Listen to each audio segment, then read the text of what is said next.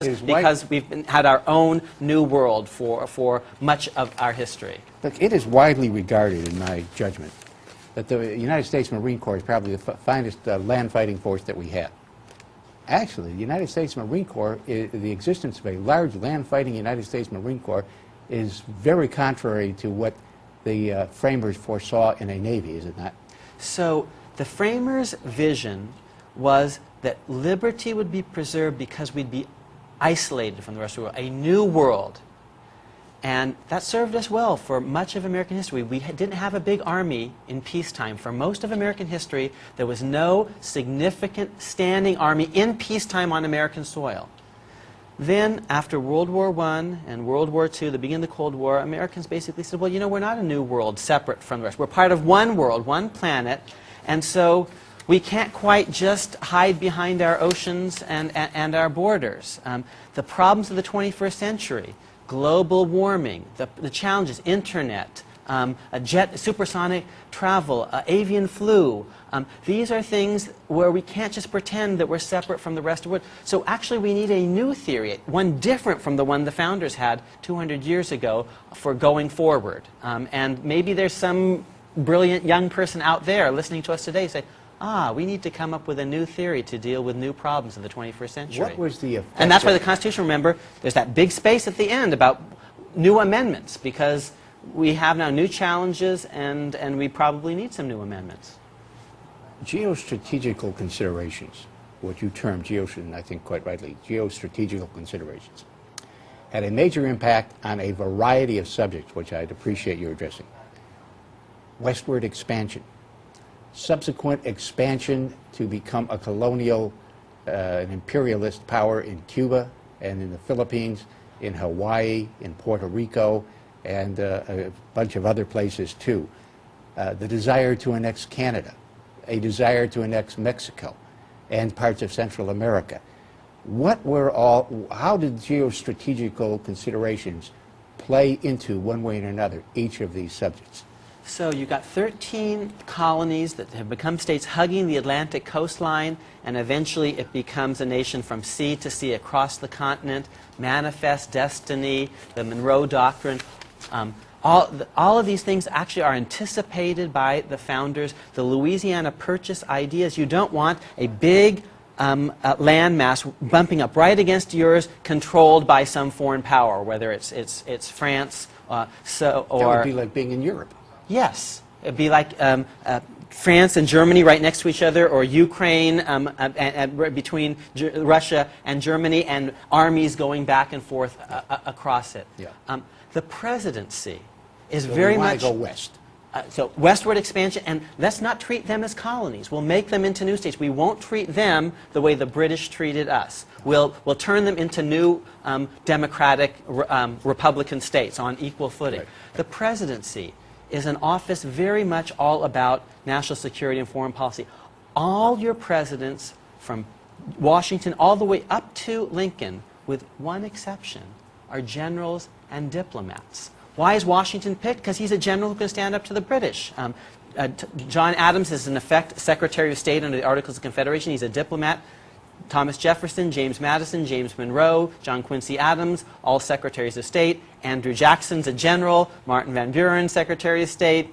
William Henry Harrison's a general. So your elected presidents are basically generals and diplomats, because it's about foreign policy. On the north, and what was our geostrategical position as to Canada on the north and Mexico on the south? Wherever you see on a map a straight line, it's very interesting, because that's not a natural border typically. That's just a man-made line drawn on a map. And we fight against Canada a couple of times. The American Revolution is one in which the British are using Canada as a staging ground, and the Battle of Montreal is actually a big part of that. And then in 1812, actually, again, the British are using their post in Canada, and we almost came to blows with Canada even after 1812, which is like a second war second American Revolution, War of Independence. And we almost came to blows. Remember the famous slogan, 54, 40, or fight. And we ended up settling on the 49th parallel rather than 54th. In the end, we haven't had to fight Canada since 1812, partly because it's clear that basically that if we had to, we could defend ourselves pretty How about well. Mexico on the south? Well, and we fight a war against Mexico under President Polk in 1846 to 48, and we expand Texas a little bit, and we get New Mexico and Arizona and California, and so once again we actually fought a war, but today we've cultivated peaceful relations with our neighbors, but it's because we're in a position of strength, actually. Yeah. They've never forgotten, and most Americans don't realize that, we actually took half their country. And they've never forgotten that. I think they call it the catastrophe. I may be wrong about that. Maybe it's just the Spanish and the Spanish-American War. How about when we started going abroad?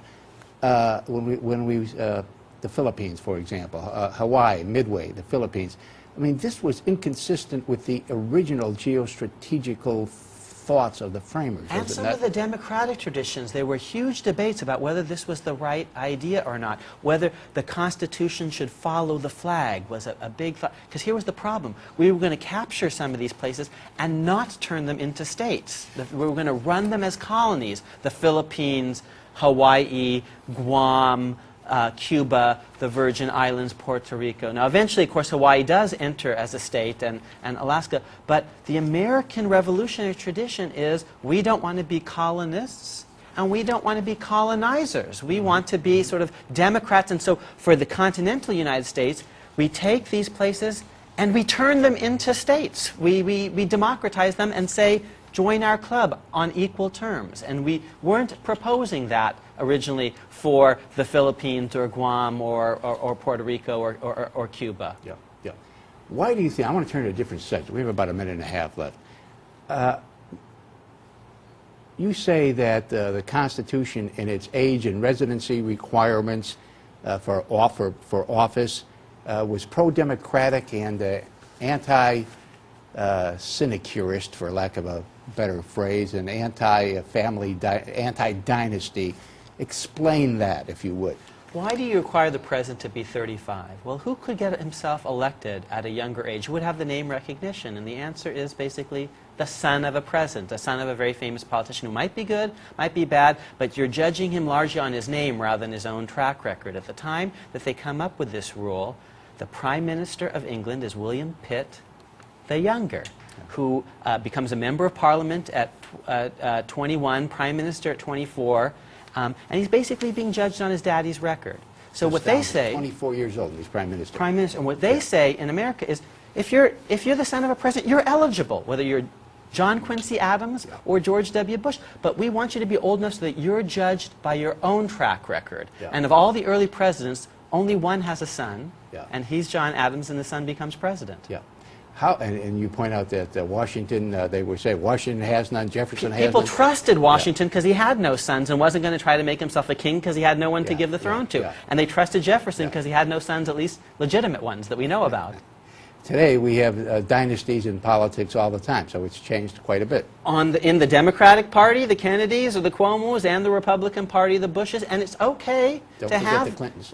I won't, thank you very much. And the 19th Amendment, which enables women to be political participants, does really interestingly change the equation. And it's okay to have that, but our Constitution did try to even up the playing field a little bit by saying, lower-born people should have a chance, give them 35 years to show their stuff, and let's judge well-born people by their own track record. Give me 15 seconds, and then we have to wrap it up, on the residency and age requirements in Congress and what effect those had on democracy. Well, if you have to be 25 years old to be a member of the House of Representatives, again, you'd have a bit of track record of your own, or 30 to be a senator. And I ran the data, people who get into the House and the Senate at very, very young ages were much more likely to be famous sons of famous politicians. Right. People who got there older, much more likely to be basically guys who made it on their own, self-made. Yeah.